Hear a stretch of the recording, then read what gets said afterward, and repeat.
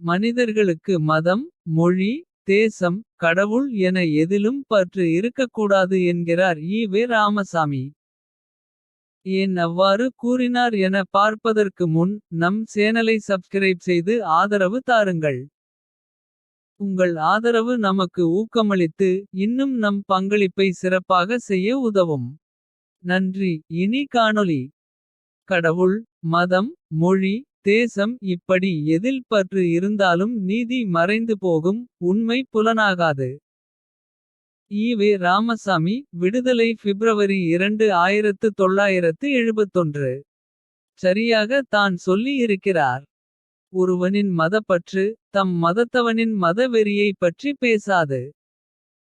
தம் கடவுளின் மீதான பற்று. பிற கடவுளின் யோக்கியதையை பற்றி மட்டுமே பேசுமே தவிர. தம் கடவுள் எவ்வளவு காமுகனாக. கொலையாளியாக இருந்தாலும் பேசாது. சப்பை கெட்டு கட்டும். ஆனால் சொல்வதொன்று. செய்வதொன்று என்பதாகவே வாழ்ந்து பழக்கப்பட்ட ஈ.வே. ராமசாமி. இந்த பற்று விஷயத்திலாவது நேர்மையாக இருந்தாரா. நிச்சயம் இல்லை என தான் சொல்ல வேண்டும். எந்த ஒன்றின் மீதும் பற்று தேவை தான். அந்த பற்று பிறரை இம்சிக்காதவாறு இருக்க வேண்டும். இதே ஈ.வே. ராமசாமி இன்னொரு முறை சொன்னது. தன் இனத்தைச் சேர்ந்த தனக்கு கீழ். உத்தியோகத்திலிருப்பவர்களை தூக்கிவிட வேண்டும். தவறு செய்தாலும் அவர்களை மன்னிக்க வேண்டும். தவறு செய்வது மனித சுபாவம். அதை வைத்துக்கொண்டு அவர்கள் வளர்ச்சியை கெடுக்கக்கூடாது.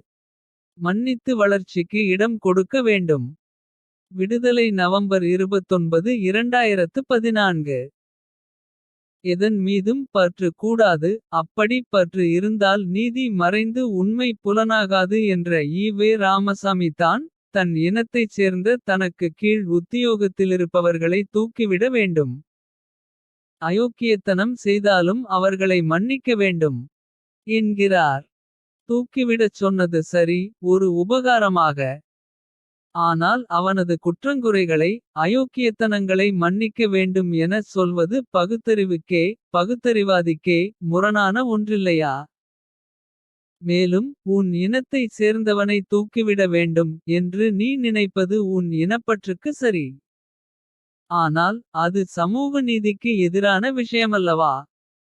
உன் இனப்பற்று. உனக்கு கீழ் இருக்கிறவனை தூக்கிவிட்டால். அது அடுத்தவனின் நியாயமான வளர்ச்சிக்கல்லவா உலை வைக்கிறது.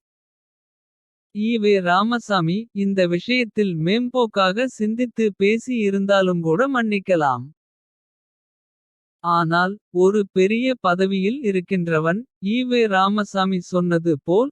தன் இனத்தவன் செய்கிற தவறுகளை மன்னிக்க வேண்டும். என்பனவற்றையெல்லாம் பின்பற்றினால். அது பாதிக்கப்பட்ட பல பேருக்கு நீதி கிடைக்காமல் செய்யுமே என்பது ஈ.வே. ராமசாமியின் அறிவுக்கு ஏன் தெரியாமலே போனது.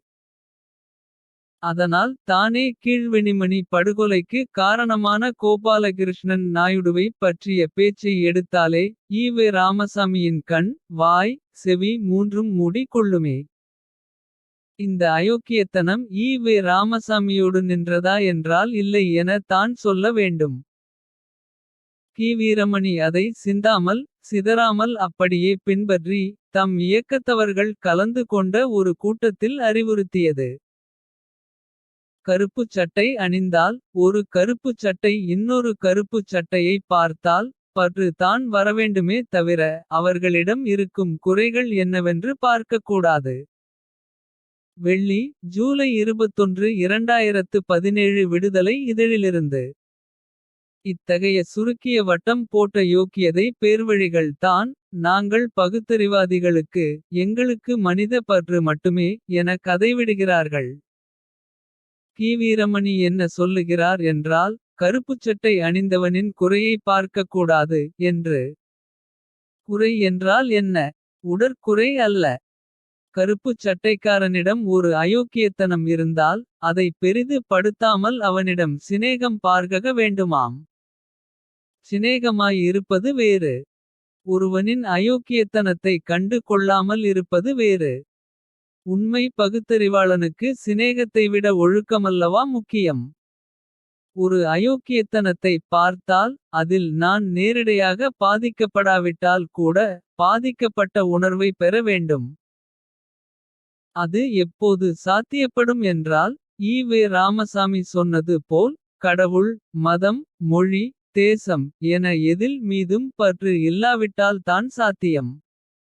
ஆனால் அது ஈ.வே. ஆசாமிகளுக்கு சாத்தியம் இல்லை. காரணம் அவர்கள் தான் பாலியல் வன்கொடுமை குற்றவாளிகளை கூட. தன் இனத்தைச் சேர்ந்தவனா பிற இனத்தைச் சேர்ந்தவனா என பார்த்து விமர்சிக்கிற இழிவான அறிவை கொண்டிருப்பவர்களாக இருக்கிறார்களே. அதனால் தானே அண்ணா பல்கலைக்கழகத்தில் மாணவிக்கு நடந்த பாலியல் வன்கொடுமையைப் பற்றி தம் பத்திரிகையில் செய்தியாக கூட பிரசுரிக்கவில்லை.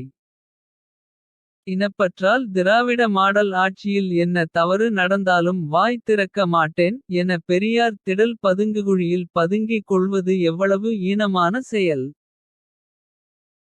இந்த இனமான கி. வீரமணி கருப்புச்சட்டை ஆசாமிகளுக்கு சொல்வது போல். ஒவ்வொருவனும் தான் சார்ந்துள்ள சாதி தான் சார்ந்துள்ள மதம். தான் சார்ந்துள்ள கட்சி என அவர்களின் குற்றங்குறைகளை பார்க்கக்கூடாது என்று முடிவெடுத்துவிட்டால். இந்த உலகம் மனித குற்றங்களாலேயே அழிந்துவிடாதா.